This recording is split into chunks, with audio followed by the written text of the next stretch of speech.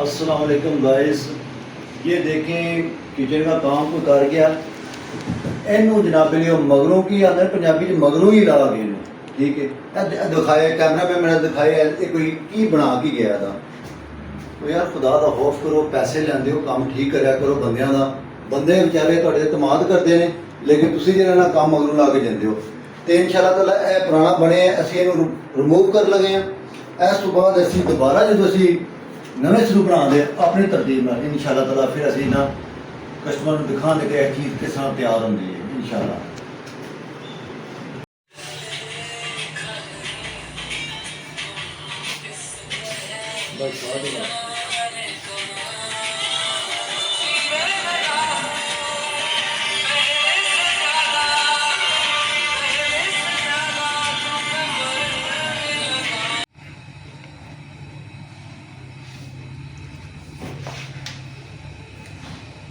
एक नज़र बना ला सारी वीडियो।